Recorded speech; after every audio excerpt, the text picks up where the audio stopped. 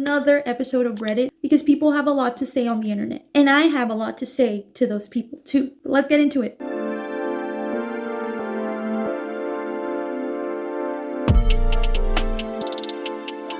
Okay, first one I'm going to read says, can God still speak to us through dreams? Hi everyone, I wanted to ask a sincere question and share a recent experience. For the last few months, I've known that my branch at work might be closing soon. I've said out loud before that God will guide me, and I've prayed for his guidance many times. 2 Thursdays ago, the thought of my branch closing was weighing heavily on me, but I found relief in trusting that God would handle it all. In my dream, I was suddenly standing on the doorway of my branch.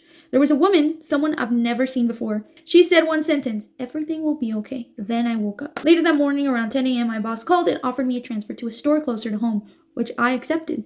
That dream felt unlike any I've ever had before. It left me wondering, does God still send us messages through dreams? Have any of you experienced something similar? Of course, God still speaks to us through dreams. A big one is Jacob, who saw this dream of the ladder, and then Joseph, who dreamed about his future position and power. God still speaks to us today, and it's usually those dreams that feel different. And you can always tell. There's honestly some dreams that are really dumb that I've had, and I know straight off the bat that is not even, okay, that doesn't even have a message. This is dumb. But there are dreams that feel different, that you know there's some meaning there. Why in dreams? That's because our mind is like shut off. Because when we're awake, we're always processing so many information. We're thinking this, we're thinking that. But when we're asleep, we are more receptive. That's when God takes that opportunity to speak to us. This experience that you shared is definitely God speaking. Like I said before, not everyone has this thing where they dream significant things, but it can happen. Next one is how to deal with impure thoughts. So I would say I have a good relationship with God as of late. One thing that's been attacking me are impure thoughts in all forms. I know thinking of something bad is also a sin, and it bothers me so much that I don't know how to stop it. One other thing is that I have ADHD, and I'm a chronic overthinker, and I don't want my impure thoughts to tarnish the good relationship I have with my Father. Any advice to help me combat this? Listen to me.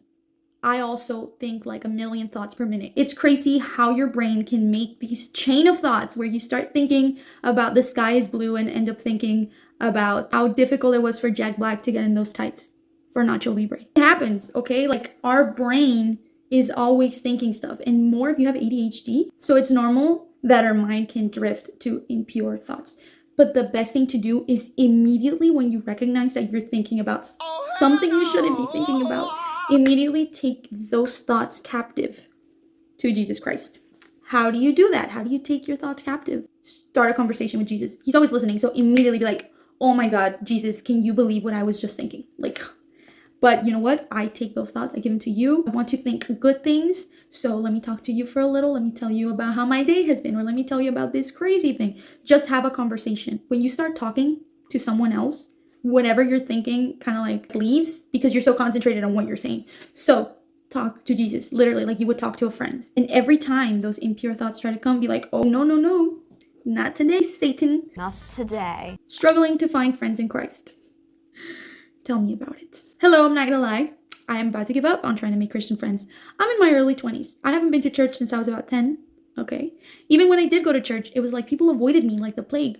All the people my age anyway. Oh my God, that is so sad. My whole life I felt like I'm maybe creepy to people somehow, or maybe I come off rude. I don't even know anymore. But I'm tired of being misunderstood.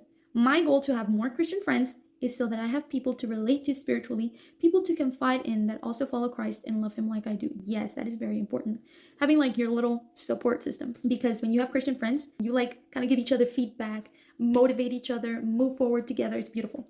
I really need better role models in my life, but I genuinely suck at making friends. And 99% of the time, we have such different interests that we just stop talking.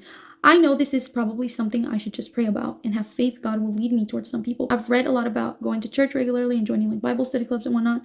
I of course hope to get to the point, but to be honest, my anxiety to do it is holding me back. I'm too anxious to go back and immediately be misunderstood or something and end up being stuck to myself every Sunday. Also, I feel bad to go to church just for friendships. Man, I just hope something works out at the same time. That is actually exactly what was happening to me this year, because I finished university and then I was like, what am I supposed to do now? And honestly, the friends that you make at university sometimes are like not very good influences, okay? Like there's some crazy people there telling you to do some crazy things. So yes, you do need good influences. I don't know why people think you're creepy. What a creep. I know you've heard it before to like start integrating yourself in Bible study clubs and all that. find the youth of the church. That's what helped me. Like, I started getting involved in the church, started going to their youth groups, being consistent so they know I mean business. And also, maybe let's try to work on our social interaction method. But the key to making friends is approaching them. Like, you be the one that approaches them and be like, hi, I haven't been to church since I was 10, but I would really like to get involved. And literally ask that person questions. People like to talk about themselves, and that's not bad, okay? People get a good impression of you if they share a lot with you. And they probably don't even remember what you told them, but they remember that they had a very good conversation telling you things. That's like a psychology thing. Literally pray to God. Take this to him. Like a couple months ago, I was praying, God, I need good friends in my life. I need good influences. And I am telling you, within a couple weeks, I made a friend at a new church I started going to. It was great. And now I'm doing much better. Yeah, continue going to church for Christ, okay? And if you continue going to church for Christ, he will make sure to send people your way. And also make sure you're going to a good church that is making you feel welcome, because I did have a bad experience where I went to this church where I was going like every Sunday throughout the week, everything. I was like being there. Like, they don't even know, like they probably don't even know I went. They don't even know I was there, okay? I was like invisible to them or something. That's how bad it was. So I hope you do find your friends. Pray about it. Really pray about it. God answers prayers. And sometimes it stuns me how fast he does it. Okay, this one says, I want to start reading the Bible again, but I don't know where to start.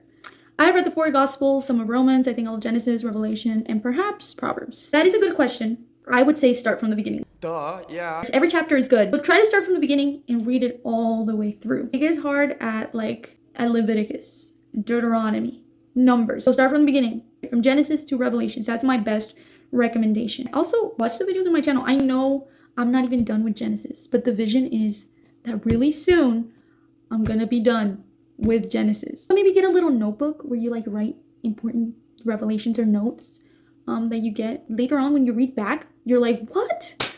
I thought of that? Okay, question on conspiracies. What about conspiracy theories? Can one be both a Christian and a conspiracy theorist? Even a diehard conspiracy theorist?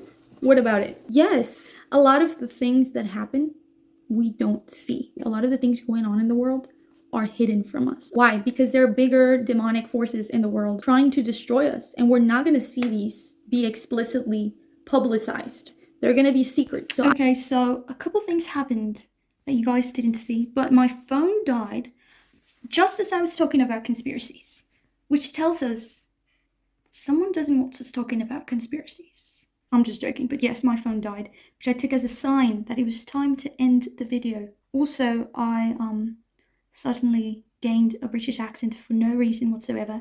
It was just spontaneous because the computer fell on my foot.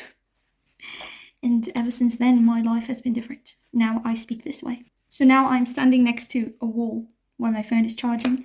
And I just want to say thank you for watching this video. Goodbye, have a nice day, have a nice life, and go live your life.